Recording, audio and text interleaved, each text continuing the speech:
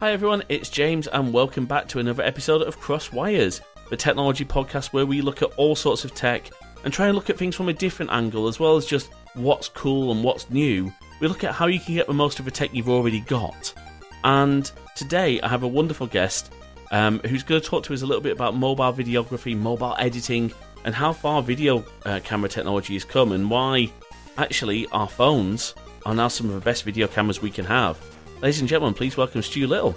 Hello, how are you doing?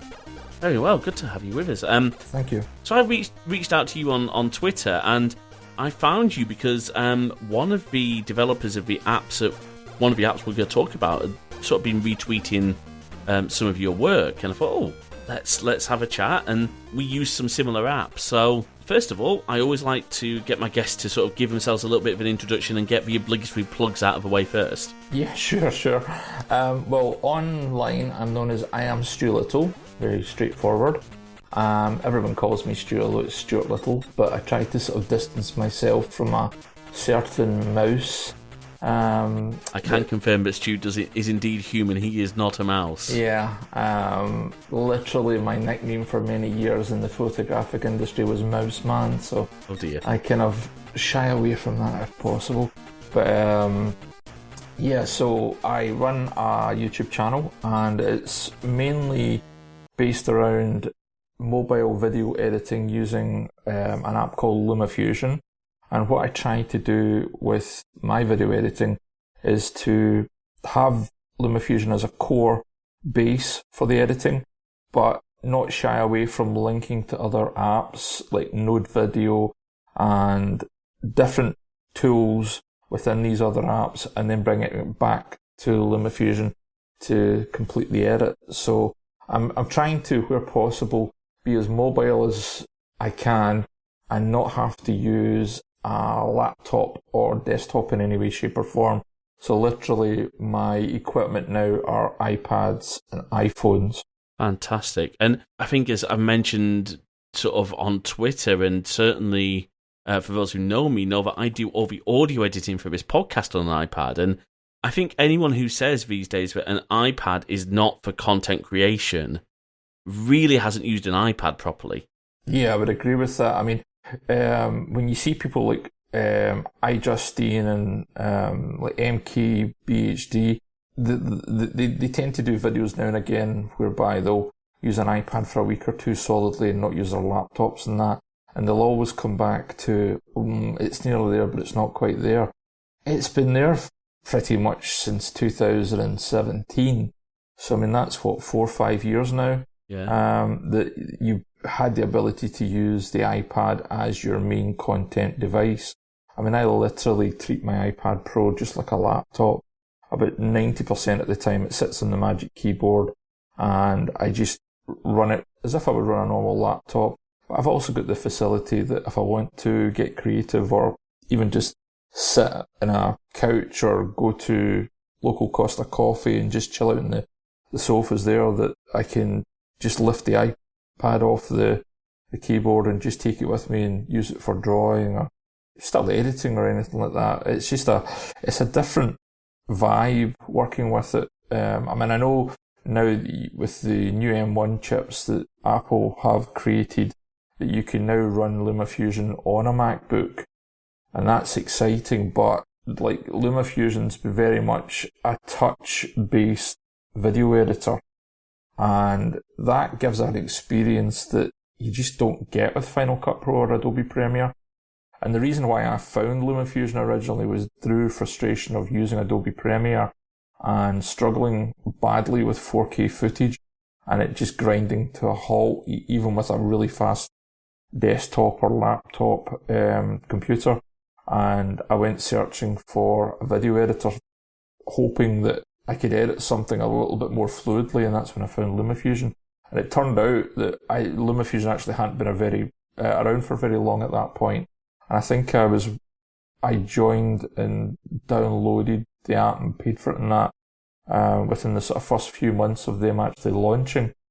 So I didn't realise, actually up until I think last October when I was speaking to the guys from LumaTouch, that I was quite an early adopter of the app. And it is an incredibly powerful app. I did early episodes of my YouTube channel were done on LumaFusion. I've done videos for friends and family, and in fact, during the height of a pandemic, I was editing videos for my local church, for the church I'm a part of. I was helping some of their ministers put together content for the quote unquote live services on an iPad, and I just find it such wonderful art. But before we dig deeper into LumaFusion, I wanted to sort of jump back a step and talk about how we actually get the footage that we then edit in LumaFusion. And we were sort of talking before the show about our iPhones and talking about experience with other cameras. It's really interesting how many filmmakers are now either using their iPhone as a primary camera or as an additional camera, as well as the more high-end gear. Now, if you don't mind me mentioning, as you were saying, but you are now you are exclusively using iPhones for your shoots. Yeah, I mean, I don't do that many what you would class professional shoots from the point of view of like commercially making money. I do still do some, but because I'm primarily a video editor these days, and obviously content creator and sort of lecturer effectively. But when I do go out and shoot, or if I'm doing a documentary, yeah, I just use two iPhones. I've got an iPhone 12 Pro, I've got an iPhone 11 Pro Max, and I just juggle between the two. And as long as you can work within the limitations of the device, then you can get some absolutely amazing footage out of them. But that's the secret to the whole thing, is knowing where the limits are and staying within the bounds of those limits. If you treat it like a normal DSLR or mirrorless camera, then you're going to run into trouble very, very quickly. But if you stick within the bounds of the actual device itself, then you can achieve some great work. I mean, obviously, there's people like Steven Soderbergh who have literally created whole movies on the iPhone now, and he very much uses it as a tool for flexibility of getting the shots that he wants for the particular movie that he's actually filming at the time. But he doesn't always stick with the iPhone, and I know there's a lot of other directors are certainly looking at it now, and certainly they get used as crash cams. I don't know if you're aware of that term, but disposable, I think is the best way of putting it. So instead of a filmmaker or studio risking an Alexa, which can run into the hundreds of thousands of dollars for one of these cameras, they'll literally use an iPhone, because $1,000 or $1,500 is just totally disposable to them income-wise. So yeah, it's a very flexible bit of kit, and especially with software like Filmic Pro, but even the built-in camera app is very powerful as well. So you just got to work with it as it is. And that's a really good point. I mean, as you said, with built-in camera app, now that we're looking at the 13 series, and I'm shooting on a 13 Pro for the YouTube channel, I've used the new cinematic mode quite a few times just in the built-in camera app. And it has some challenges. It on my device, because I've only got the 128 gig, I can only shoot at 1080p in cinematic mode, but it still looks gorgeous. And if you're maybe doing something, if you don't need 4K, then it looks really good. Now, Filmic Pro has some incredibly powerful features. It does have one rather annoying feature for me, though, as a hearing aid wearer, because my hearing aid is made for iPhone. When I'm recording, Filmic tries to monitor the audio through my hearing aid. It's really quite frustrating. I haven't found a way to stop that yet, unless I just shoot video only and then do a clap to sync the audio. But it does have that flexibility. Now, one thing I found is that iPhones can be so much less obtrusive in certain situations. If you're maybe doing something where you maybe want to do more of a discreet interview, instead of having a huge camera rig with you, you've got your fairly small little iPhone, and there's probably 20 other people in that area shooting or taking photos with an iPhone. You don't look out of place. Yeah, I mean, I've certainly found, not that I've done many documentaries with the iPhone, but when I have done interview-based talking head style video, you tend to find the interviewee is a lot more relaxed because they know what a phone is and they don't feel intimidated by it. Whereas if you plop down, I don't know, a red camera, something like that, or even just a DSLR or a mirrorless camera, Sony mirrorless camera, whatever, by the time you actually hook up the camera, then hook up a microphone, and then you might have an external monitor, or, monitor slash recorder like a Ninja or something like that, and, you've got it on a tripod, or you might have it on a slider, it just bulks it out so much more that it can become quite intimidating. Whereas if you have just literally a lapel mic, whether it's wired or wireless, it doesn't really matter, and your iPhone, it's just such a small package. I mean, I know certainly I watch closely what the BBC are doing these days, and I follow Mark Settle from the BBC, who's, I think, one of their main trainers, and the amount of news capturing that they do now that reaches broadcast 6 o'clock news or 9 o'clock news is phenomenal. I mean, I would say, Mark would be able to tell you the actual percentage, but it appears to me that a good 70% of what goes on the TV is shot on an iPhone these days. And I've also noticed that they're leveraging cinematic mode for those that have got the iPhone 13 Pro as well. So that's a kind of weird but nice thing to see the background getting knocked out of focus, because you don't usually obviously see that in a news broadcast, and it's certainly interesting to see that. So yeah, it's something to say the least. And you've got wonderful little bits of hardware. So I wanted to ask you a little bit about audio when we're talking about iPhone videography, but I also wanted to just, I have had the pleasure of using my friend Joel's the Osmo Mobile 4, and at the current price point, which I think is about 140 for the OM5 right now. Right. And I just think I've used this thing. So this is gyroscopic gimbal that you can put your iPhone into, and the idea being it will obviously, more talking to the audience here than yourself, obviously, Stu, but the idea being it will stabilize your video and you can do the whole selfie stick thing. Do you see that as something where, again, a BBC reporter might have an OM mobile in selfie mode rather than having to take a whole crew out with them? Yeah, I mean, there's one guy, Dougal, who is more of a, I would say, cameraman slash journalist rather than journalist slash cameraman. I think he came from the sort of, large video Betacam side of things years gone back. I could be wrong, but he leverages the Insta360 platform, so he's actually recording 360 degrees, but then chooses which part to frame up later on. He's using sliders, he's using stabilizers and things like the Osmo. I'm personally of the Zhiyun 4, which is sort of sitting behind me here. Oh, nice. Which I think the Zhiyun 5, the Smooth 5, just came out the other day. And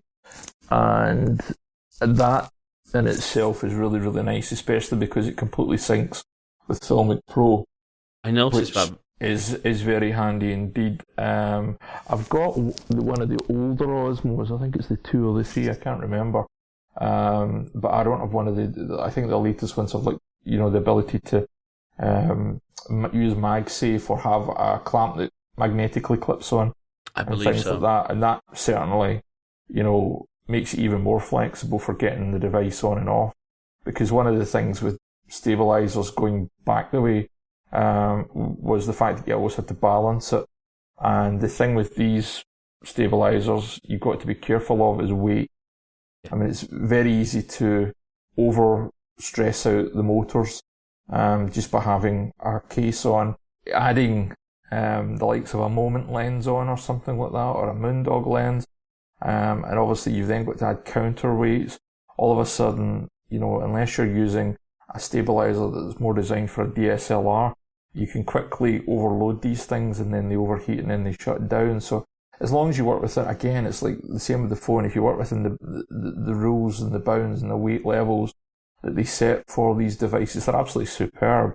I mean, the one thing that does show up is that you can spot a stabilized shot is the fact that unless you're really, really, really good at what they call the ninja walk, to try and stop the up and down bounce, and I am lousy at it. I'm really, really bad. I don't know how I can't do it, but I just cannot seem to carefully walk slowly enough and to make it work for me. So I've actually got another device that the Zion attaches to, and it's spring-loaded, and it's a bit like a mini Steadicam, except it's handheld, and that takes out the Z-axis bounce.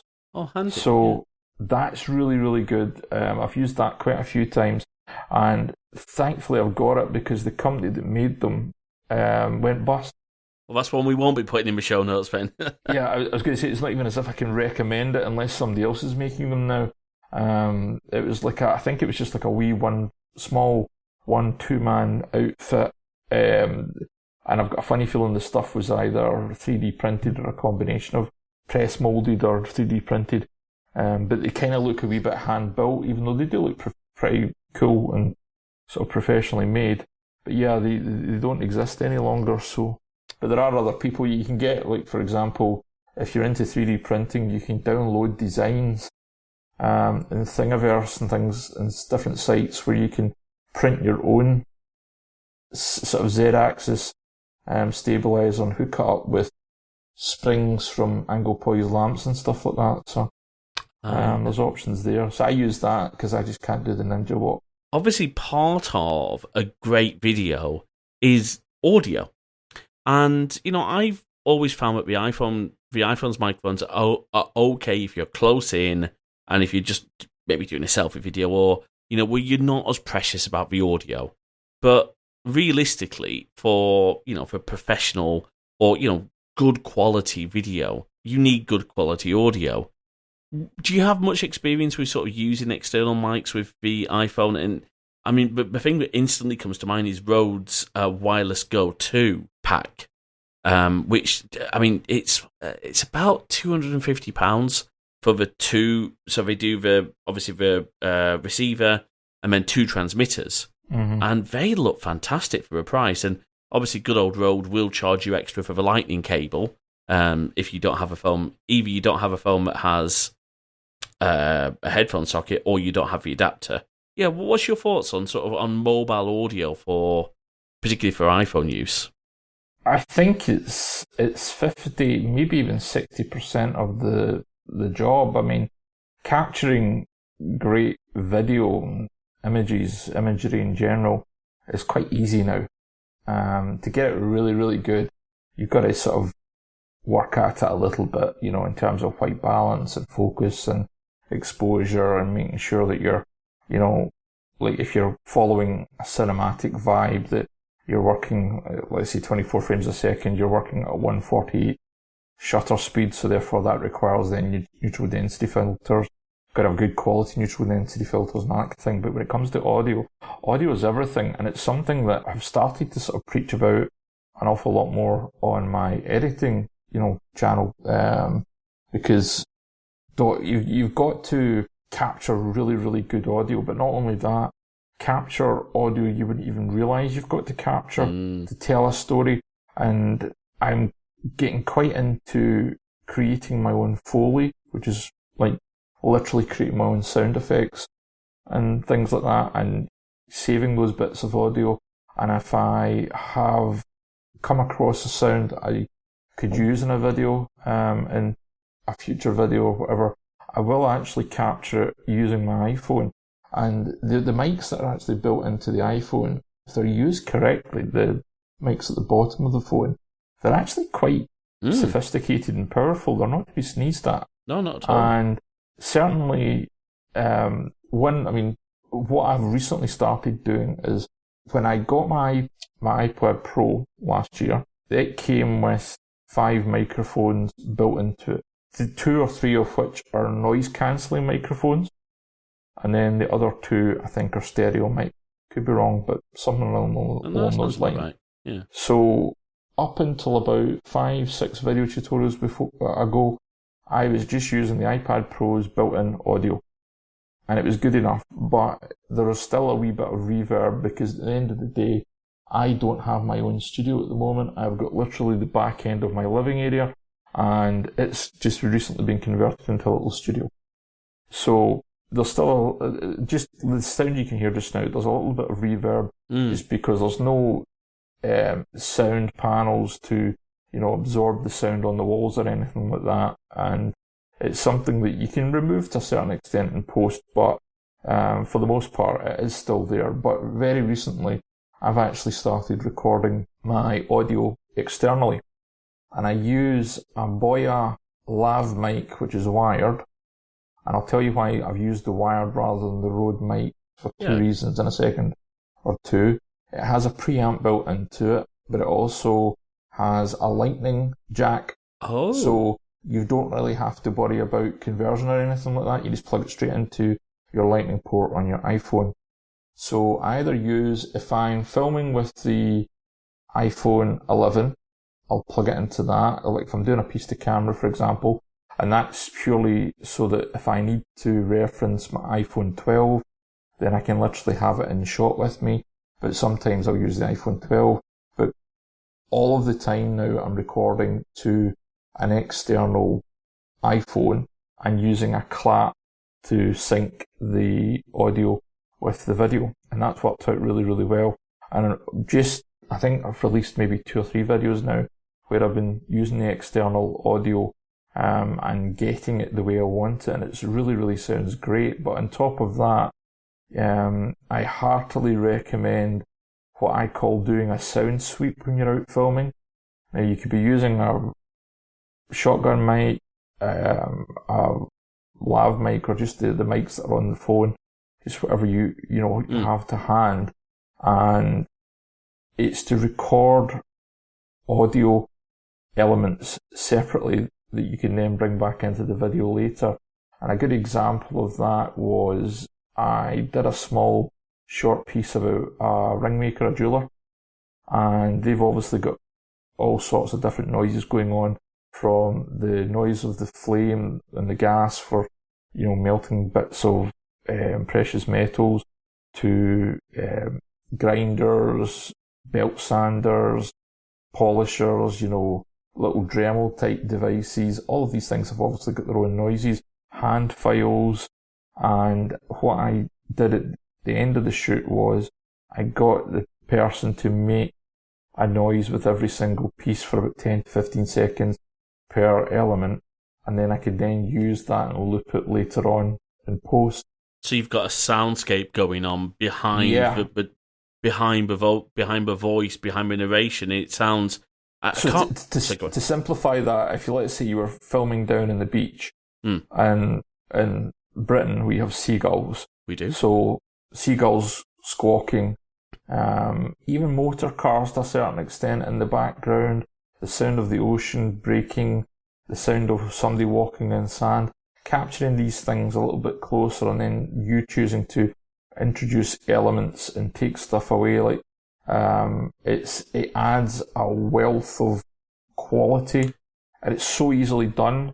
As I say, you don't have to have a Rode mic set up or the video micro. You can literally just be using your phone. I mean, I was interviewed by a local radio station a few years ago about a film I'd made, and it shocked me that I went into the radio station, was surrounded by literally hundreds of thousands of pounds worth of audio recording equipment, and the journalist whipped out her iPhone 7 and pressed record. And when I listened back on the actual radio the next day when it was on the news, it was a news segment, it sounded great. Oh yeah. And I was like, that is unbelievable. She didn't even, bother with all this equipment around her. She literally just used the mic that was built into the iPhone.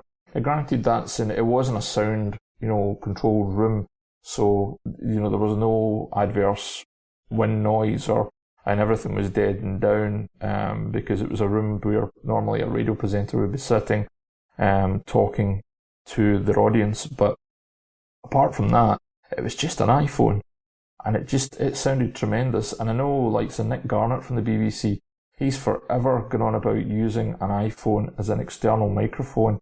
And if you're worried about wind noise, put a sock over it. and that then cures that. You just literally put a sock over it, double it over, and you've got yourself literally a dead cat or a windsock, whatever you want to call it. And, you can record your heart's content. So we're just to be clear, we're talking about these bottom mics on. Yeah. So you literally either side of the lightning port. That's incredible. I've learned something. A sock over the bottom of a thing, and just point it at who you're interviewing and get you. Yeah, that makes a lot of sense. Try it, because I've actually got a video tutorial coming out, and it is literally, if I'll just tell you the title of it in a second, it's literally called Try Getting Great Audio Out of Wired Apple EarPods, the iPhone, and Other Budget Devices. I'll probably change the title, but that's its working title. That's the concept behind it. I like concept, and it's literally, I've already recorded the Apple EarPods, which I'm using right now. I'm not a fan of, I've got a pair of AirPods, which are the wireless ones, and they only record mono audio. Yes. And I'm not a fan. They were extremely expensive, because they're I think there's a newer generation now, but the quality of the audio that you get off them, it works in a pinch, but it's not great. Whereas the Apple EarPods, which is the wired headphones, they are even cheaper than they used to be. They used to be about £30, and then you would pay, if you got the 3.5mm jack version, then you would pay about another £8 or £9 for an adapter, of which I've got loads of these things. But they're now less than £20 from Apple, brand new. Ooh. So because they don't include headphones with their iPhones now free, they've dramatically reduced price, almost by half. So I tend to have loads of these kicking about. So the audio you can get off of these is pretty good. And a good example of that is I don't know if you use TikTok or not. I will confess I do not, but... Well, if you go on TikTok, if you do eventually venture into TikTok, you will see an awful lot of TikTok creators literally holding the edge mic, of the mic, rather than having it plugged into your ear like I have, so that the mic's in front of their mouth properly, and the audio sounds really, really good. So the quality of the audio you can get off of even the iPads. I mean, It's not just restricted to the iPhones. I mean, you can do the exact same thing with the iPad, albeit it's a little bit more cumbersome. But the quality of the audio you can get out of these things is absolutely amazing. So, not to be sneezed at all. No. And it's not that I don't like wireless mics and things like that. I would love a set of Rodes, but I can't justify it in the budget at the moment. Like everybody else, the pandemic, killed everybody's finances and savings and stuff. So, like everybody else, I've got to be careful in deciding, what am I spending money on or what I'm not spending money on. But I've always had this Boya wired lav mic, and it's got a 10-meter cable on it. So you can actually stretch it really, really far. And I've used it for interviews and stuff. But I did get sent to me like a Chinese knockoff version of Rode mics. Okay. And tried them out. Quality was lousy. And I never even got a chance to do anything with them in terms of a video, because my dog decided to chew them and eat them. Oh, joy. Yes, that was fun. And I've got another set of wireless mics that were very inexpensive as well. And they work at the 2.4 gigahertz range that everything uses. They were less than, I'm going to say, £80 for the two, and you can get them in 3 packs. And the audio quality off of them is actually really, really good. That's encouraging. So, look, obviously, I'm one of being a podcaster, and I'm using for this podcast, I'm using my Blue Yeti Pro, and in fact, for the upcoming YouTube videos, this is going to be sort of slung over above the camera, out of shot, because it's is such. Is the Yeti Pro the one that's like a ball shape? No, it's this thing. I don't know how well you can see it. It is sort of a ball, I guess. Right. Yeah. So this is basically the Yeti, but with an XLR output. Right. Which, because I'm, obviously got a USB audio interface. That's the one thing, by the way, I'll say about iOS is that although it's not anywhere near as intuitive as the Mac in terms of audio settings, if you plug a USB audio interface into an iPhone, it tends to work. Yeah. And so I could technically plug this Behringer into my iPhone and record direct to camera, but I actually record externally on my Mac and then, as you said, do a clap. So it's really encouraging to hear that, we're talking, as you said, these when we talk about crash phones, cameras, 4K cameras at really good frame rates and cinematic modes, at less than £1,000. We're talking about being able to get really decent audio off those phones. Now, how much is the Boya lav mic? That was really inexpensive. I think I paid £40 for that. I seem to, yeah. So we'll put a link to that in the show note because I seem to remember recommending these to a number of iPhone users during the pandemic. Versions. There's a clip on it. Ah, yes. That's the one. That's the one you want. It was about £40. I think I paid for it. Which is really good. And literally, I've got it set up with my overhead rig is literally an angle. I'll send you a link to it because again, it's not expensive as well. And it's literally like an angle poised lamp that's actually behind my phone just now. And then there's a clamp on it, and then the clamp's adjustable. It's almost like a hair grip clamp. Oh, I know the type of thing. Something that a woman would clip her hair into a sort of bunch behind. Yeah. Not a hair expert. It's kind of like that, but it's rubberized at the ends, and you can clip any size of phone in. Oh. I'd even go as far as to say it's wide enough that you could probably clamp an iPad mini into it. Oh, interesting. So it's fully adjustable, but I've actually got I use it effectively like a boom mic. Okay. A boom stand for the mic. So I literally have it floating across, and then if I'm doing something whereby the camera's pointing down and doing like an overhead shot, then I'll just obviously take the lav mic off and just clip it to my chest as normal. But I find that just because I can have it sort of about 2 or 3 inches in front of my nose and slightly sort of eye level, then it's not directly picking up any pops or anything like that from. And it's not rustling off your shirt, all that sort of stuff. So it's just a really clean way of working, and I've just got the cable wrapped under the table and sort of stuck on the underside so that I can sort of keep it tucked out of the way, make sure the dog doesn't chew on it because she's famous for that. And I've got different stands at the moment. You're on a little sort of, I think they call them UFO pods, but I've got another stand for my iPhone, and they're all in position, and it just means I can quickly film now, and everything's there for me. All I've got to do is just clamp in the phone and plug in the mic, and I'm pretty much good to go. And I use Filmic Remote to control the device. Yep. Which is a really cool app. I take it running that on the iPad or on another phone. Yeah, I mean, probably 90% of the time I just have it in the background on the iPad. But I've recently, Apple kindly sent me an iPad Air, so I've actually got 2 iPads at the moment, and I've had it on that as well. So I've literally had like 2 iPads around me, like dual screens. It's quite fun. Nice. But that's a little luxury. It has to go back at some point.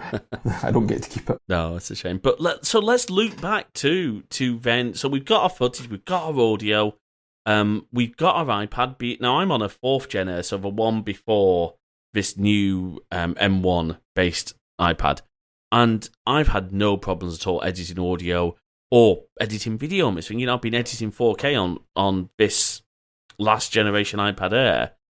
And I guess that's probably where we should talk about is LumaFusion, because, well, actually, before we do that, literally yesterday, Apple released their new version of iMovie. Now, Apple, correct me if I'm wrong, Apple have not made any noise about Final Cut coming to the iPad. There's no teasers. There's no, oh yes, we're going to be doing it in later this year. There's nothing, as far as I'm aware. Well, I think I can say this.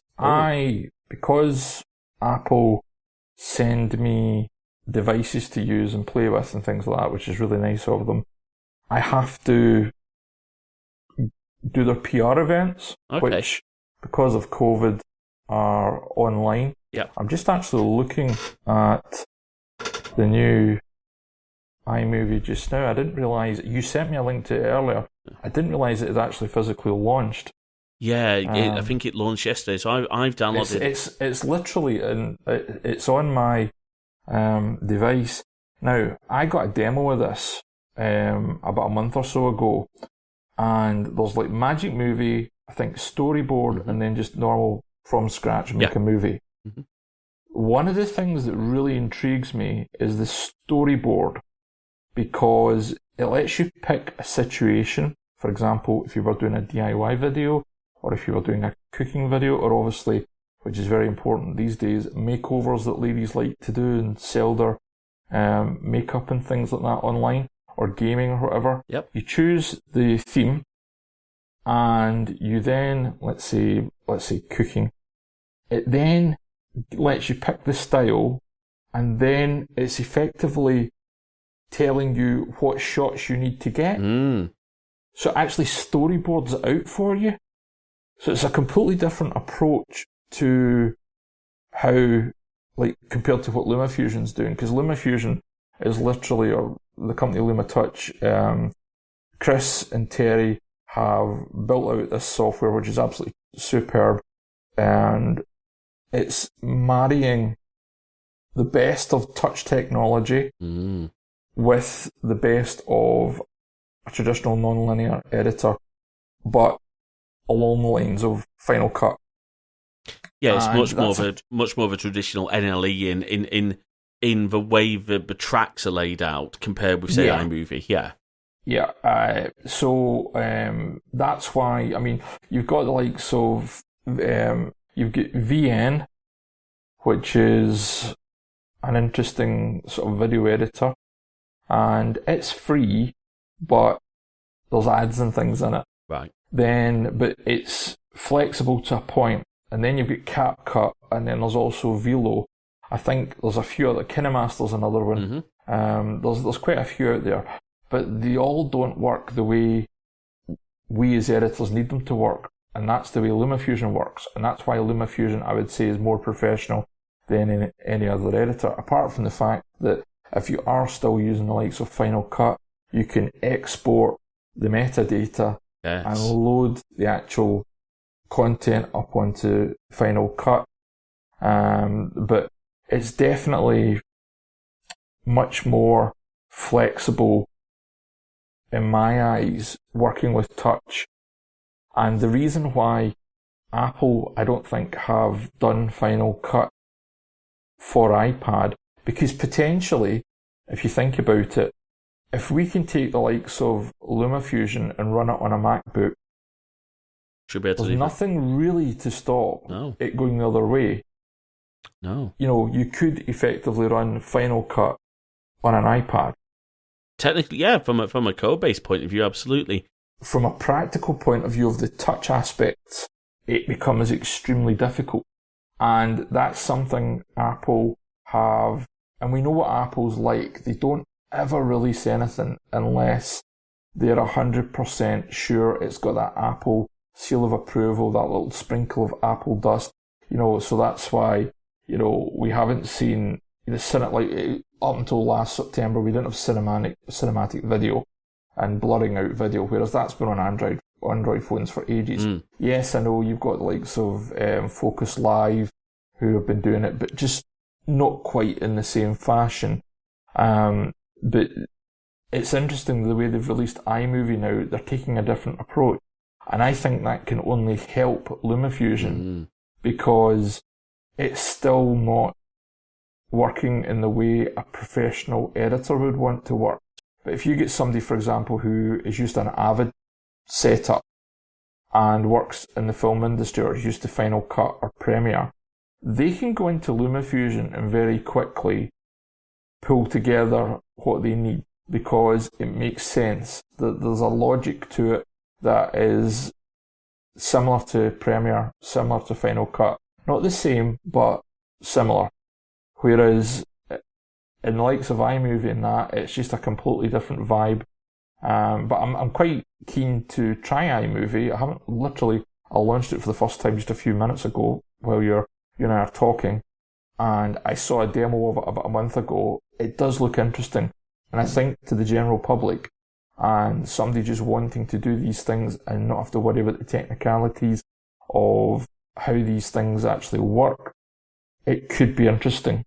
So we'll see what happens with it. I think you've hit the nail on my head there, because, for someone like, I've used Final Cut since the Final Cut Express HD and my Final Cut Express 4 days, and then transitioned to Final Cut Pro 10 when that came out. I think that's when I jumped on the Final Cut band. I've always jumped between Adobe Premiere Pro and Final Cut. And that comes out of, and I notice, is it Matti Hapoya, YouTuber, video guy? He recently, I think, has gone back to Premiere from Final Cut. You tend to get to a sort of sticking point whereby it frustrates you, and then you jump back to the other software, and then you'll use that for a while, and then you get to a sticking point and you'll jump back again. There's a few YouTubers who do that. They either switch between Mac and PC, or they switch between Premiere and Final Cut. And I guarantee you, within the next 12 months, you'll have another video out saying, I'm using Final Cut again, or, or I'm exclusively using LumaFusion now. You just don't know. But yeah, things like Premiere, Final Cut. I mean, the good thing about Premiere is obviously it links into After Effects. Yes. But After Effects is a whole, beast. Pandora's box, that you want to sort of tap into. And the closest thing to After Effects on the iPad is Node Video, which I am still learning, and some of the things you can do with it actually are really, really cool. But Premiere is frustrating even now. Editing, I mean, I don't understand anybody that's able to edit like 6 or 8K footage in Premiere, because it's just an absolute slog. Whereas it works with the M1 chip on the iPad. You just literally, I mean, I have two cases behind me here with rather expensive Lexar SD cards in them. And I never ever sold them. And I thought I'll keep them, because, I mean, they're like 128 gigabyte cards, because they were used for the Sonys. I thought I'll not get rid of them, because they can get used effectively like little storage devices. And I looked at them for the first time today, actually. I thought, oh, I remember using them.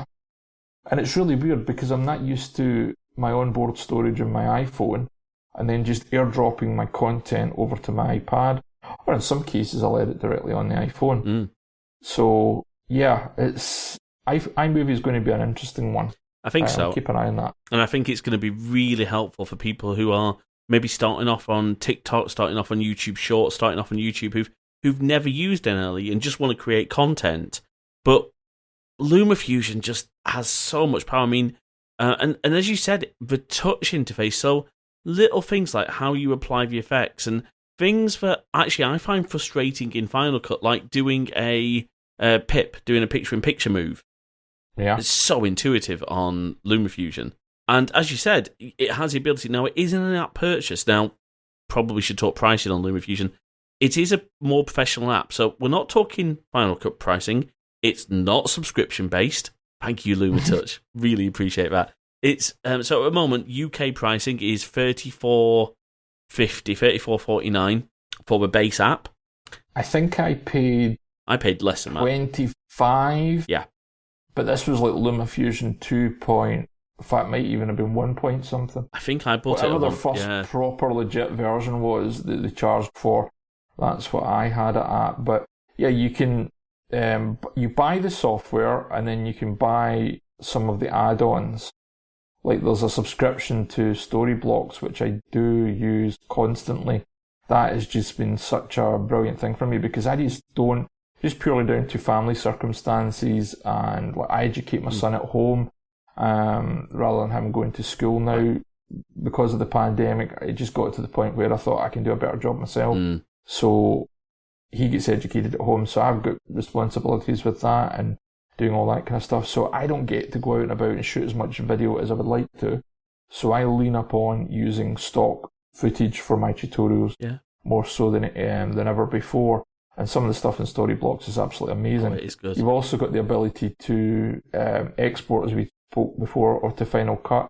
I haven't got that feature. I didn't bother buying that feature because by that point I no longer had a MacBook, so therefore there was no point in having any ability to But that's export. only that's £20, and so if we say that's what £55 on current pricing, that's still an incredibly... If you're looking at a reasonably pro-level editor, and I think it's absolutely fair to call LumaFusion a pro-level editor on the iPad. Yeah, I would class it as a pro-level editor. Yeah. I mean, I know plenty of videographers or photojournalists that use it, and they're making money from it. So that's the kind of the definition of it for me. You know, are you doing this professionally? Is it getting used and you're making money from that? Then it's pro-level editor, you know. I mean, the only reason I'm not using it, and this is more sheer laziness than anything else, because there's no reason I can't do this, is because of I've started to learn a little bit of Apple's Motion, which is a wonderful alternative to After Effects. Probably not as powerful, but at its price point, again, that's about £50. It really can do a lot.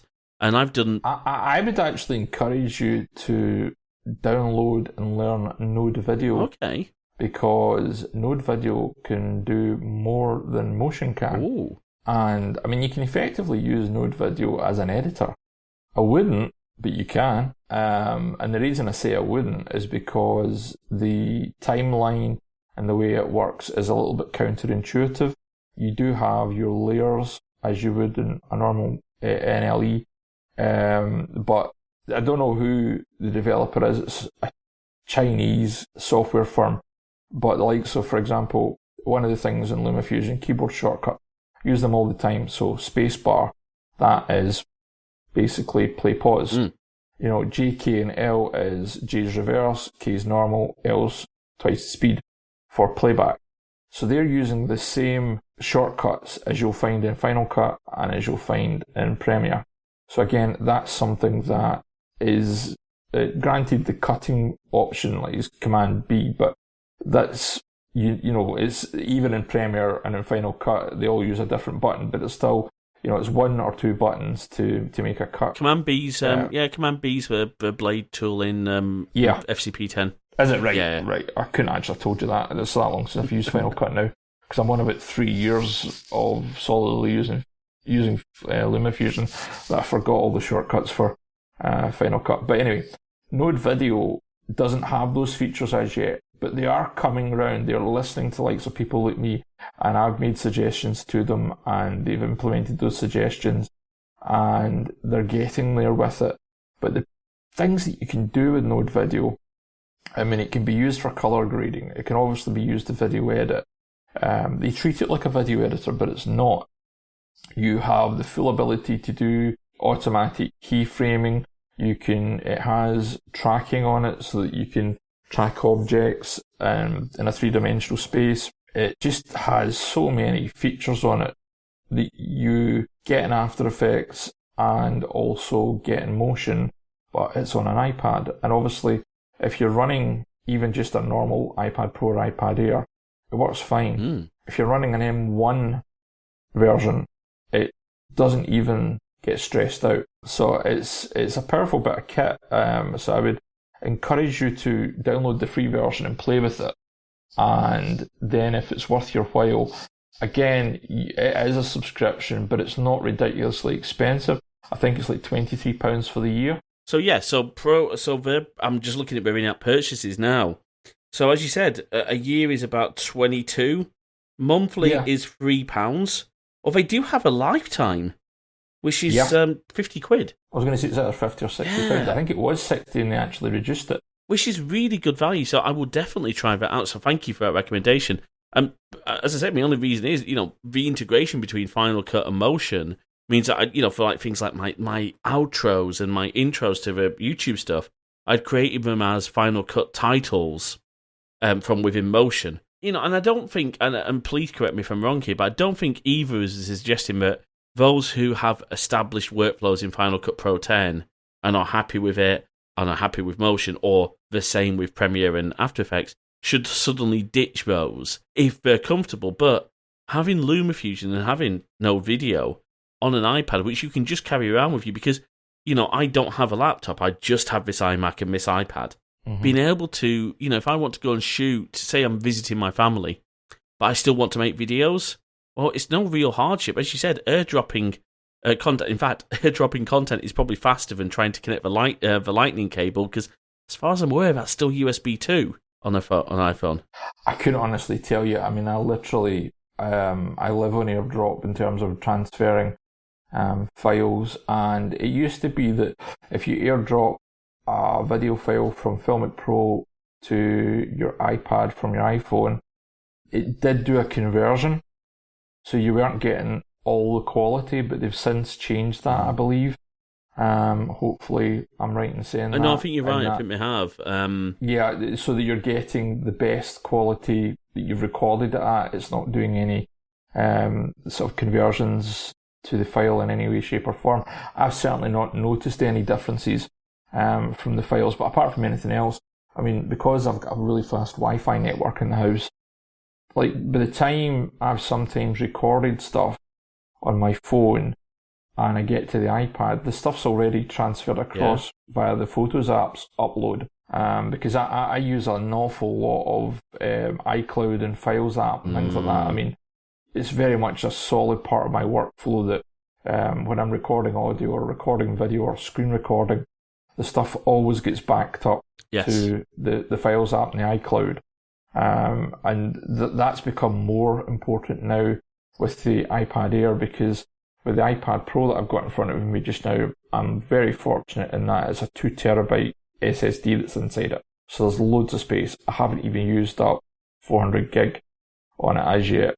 So I've still got 1.6 terabytes of free space. Nice. But on the iPad Air, the most they do is 256 gig. Yes. Yeah. And that is a big, I don't like that. And yes, I've got Samsung SSDs that I can plug into the USB-C and all the rest of it, and I will do that. But I really like just being able to just AirDrop across and not have to worry about the space, and then backing it up to the cloud. And I pay, I think it's £6 a month to Apple for, I think, 3 terabytes. 2 terabytes, yeah. I think it's $6.99, so it's seven. It's seven. Right? But that's one thing I was going to mention is, certainly compared with Adobe storage plans, and actually even compared with most other cloud storage providers, Apple's storage prices are really good. So I get I stopped using Dropbox for that very reason. Yeah. I was a Dropbox customer from day 3 of when Dropbox was launched. It just so happened one of the original software developers was a friend of a friend. I got told about it early, got to play with it in beta, and used it from the get-go. And obviously Dropbox back in the day, this was like the mid-2000s, early to mid-2000s, was tremendous. It really was. Obviously now, it's still a really good service, but it's overpriced for what you get now. It's become, certainly their Mac app has become a bloated mess, unfortunately. Whereas, because Apple have that advantage of having a Files app, and the fact it's so well tied into iCloud, and obviously for me having, iPhone, iPad, and Mac, having everything so I can record, once this podcast I stop recording, the files get downloaded, they get put into a folder in iCloud, syncs to the iPad, and I just edit from there. And you can do the same with the video, as you said, or with the Photos app.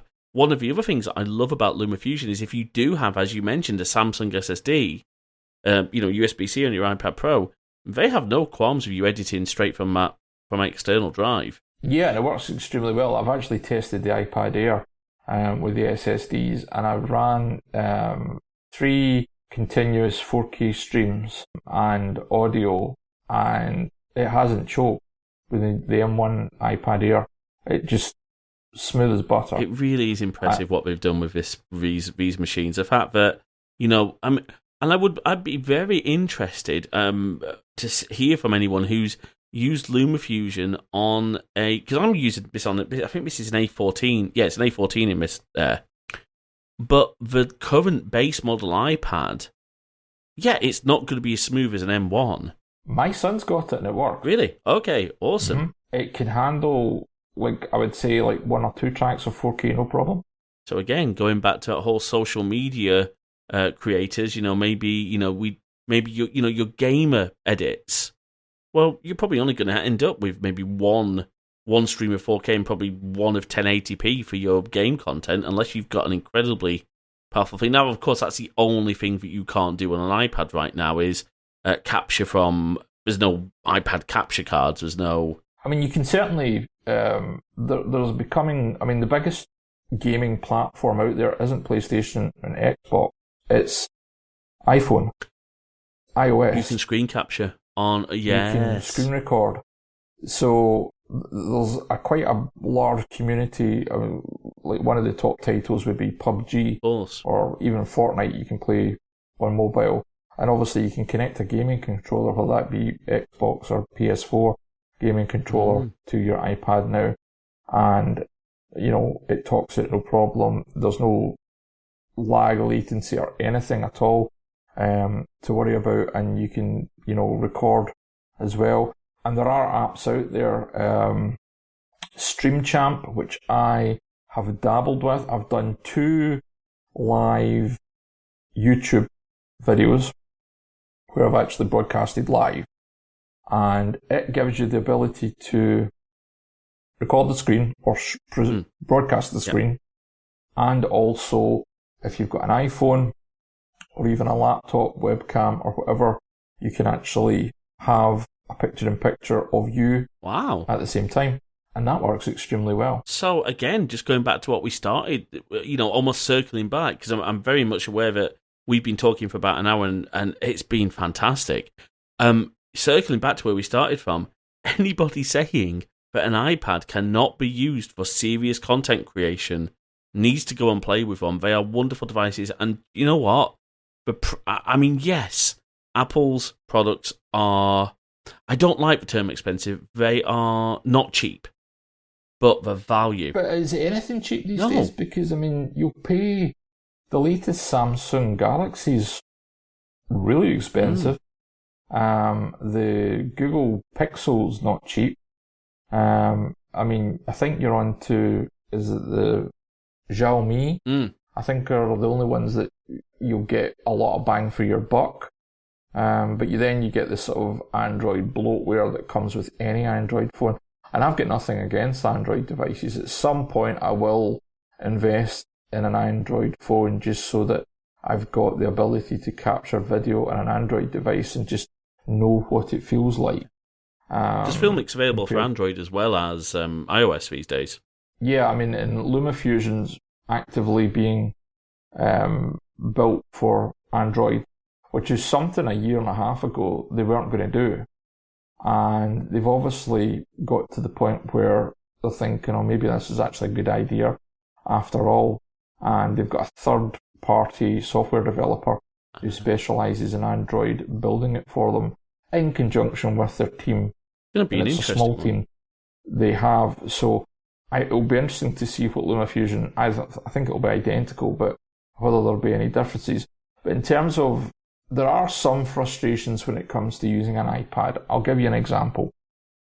If I am, let's say, using the app Mojo, which is for effectively building, it was originally created to build Instagram stories, but it's so much more than that now.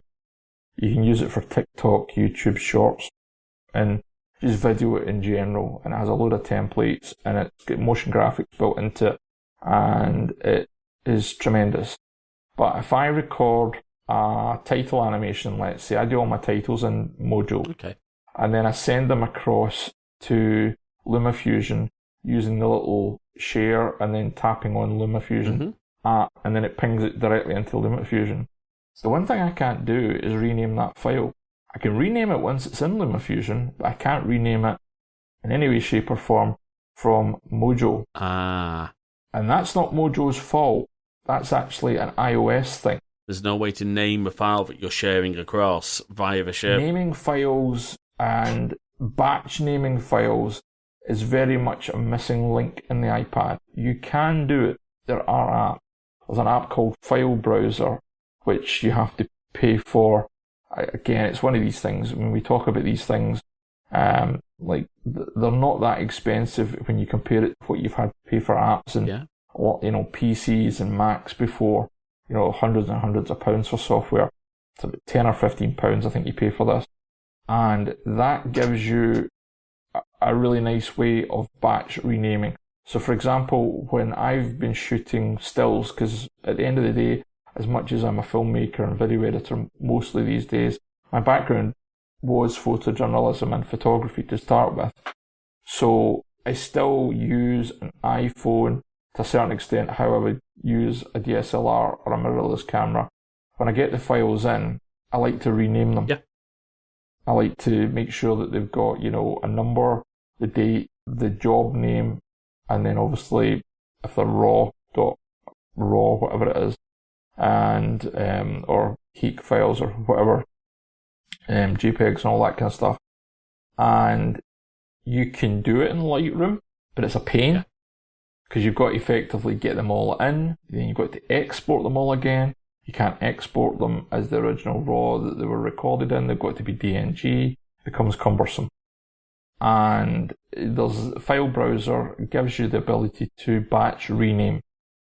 So you can do it, but there is a shortfall between the communication and apps of renaming. Now, 90% of people who use an iPad use it for content sort of digestion. They're watching YouTube, they're watching Disney Plus, they're watching Netflix or whatever. But for those of us who treat it like an iPad, we need features like that. We need to be able to go in and rename files and be able to move things around seamlessly. And they're getting there, but they're not 100% there yet. But they're closer than they've ever been. I mean, it's a small niggle. Because once the file's in LumaFusion, I can rename it. Yeah. But if I've got, let's say, 9 subtitles I now use to set up the chapters in YouTube, I'll have a little sort of interlude title. Yep. And some of the videos can have up to 6, 7, 8, 9 of these things. They'll come in as Module 1, Module 2, Module 3, Module 4, Module 5, so on and so forth. So if I don't rename them, then I just get a pile of modules, and then you've got to remember, right, which one is that, and pick it. So, if somebody from Apple happens to listen to this podcast at some point, give us the ability to rename our files from within the app. A lot of them do it, but not to the same extent. Or there's a workaround, like for example, Art Studio Pro, which for me is my version of Photoshop. Even though I've got the iPad version of Photoshop on my iPad, it's not Photoshop as I know it. I've used Photoshop since Photoshop came out back in the 90s, and I'm used to that Photoshop. Art Studio Pro is the closest thing I've got to that style of Photoshop that works wonderfully. And only recently have they allowed you to control all your files via their little section of the Files app. But it allows for batch renaming and renaming really, really smoothly. And I think the app Photo by Affinity does the same thing as well. Yeah. Which I've got but rarely use. Again, it's just preference. It's a really good app, but I prefer Art Studio Pro because it works like Photoshop. It uses Photoshop keyboard shortcuts, which I've used for donkey's years, so therefore I like it. But there's certain things Photoshop for iPad does, for example, subject selections and really, really, refined selections around here and things like that. Nobody is beating Adobe for that. Even now in Lightroom, you can do really specific selections of skies or objects to manipulate them on an individual color basis or tonally or sharpening or whatever that you could never do before. And there's just only recently, I think, the guys at Darkroom have introduced that feature in the last couple of days, where you can do elliptical or linear or specific subject-based selections that you can then, go in and tweak. That's the only thing the iPad struggles with, is things like renaming files. It's silly little things that you take for granted for on a PC or a Mac that you just don't get on an iPad. But again, it's about working within the limitations. If that's my only complaint about using an iPad, that's a very small complaint. You can do so much more with it than ever before.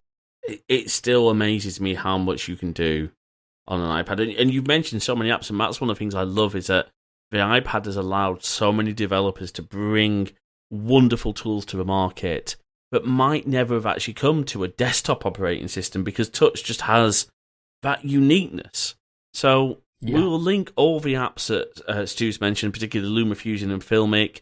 We'll put links to those in into the show notes for this episode. Stu, before we sort of wrap up, because it's been absolutely wonderful chatting, obviously we mentioned at the top of the show sort of how you can be found, but is there anything in particular you want to promote before we wrap up? Just come check out my YouTube channel. It's literally youtube.com/ I think C for content or creator or whatever / I am Stu Little.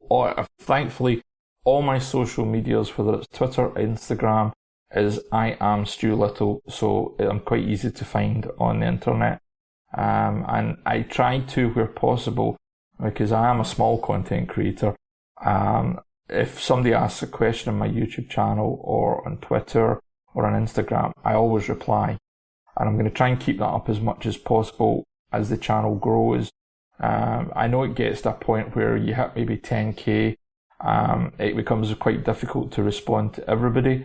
And I quite like the rule that some content creators like Blake at iPhonographers states, and what he does is when he uploads a video and launches it, he usually hangs around for the first half hour of the video being live, and if anyone puts any comments or questions up, he'll answer that, and then he might go back to it a day later and answer a few more, but obviously you can't reach everybody, because, I mean, on his videos, like, there can be 50, 200, 300, 500 comments, and you would just spend all your time answering comments, you wouldn't get anything done. So while I'm a small content creator, I'm enjoying the fact that I can interact with people directly, and if they have a suggestion for a video tutorial or a specific technique they want to learn and I can turn that into a video tutorial, then I've been keen to do that. There's quite a few of the videos that are up on my channel, of which I'm at 82 LumaFusion videos. Overall, I'm at 92 videos on the channel.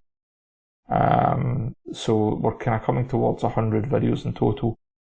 So there's about, I think, 14 hours worth of LumaFusion video editing content up there, if you were to watch it back to back. Brilliant. So Stu is literally one of your go-to sources for LumaFusion videos. If you get stuck or you're not quite sure what you're doing, go and check out Stu's content. I've watched a lot of it, and it is fantastic. So I really appreciate your time, Joyce, today. Folks, you can find my show notes for this episode over at crosswires.net. You can find our YouTube channel at crosswires.net/YouTube. Thank you very much, Cloudflare, for those nice page redirects, because we're not big enough yet to have a vanity URL, so we've got the nice redirect to my domain there.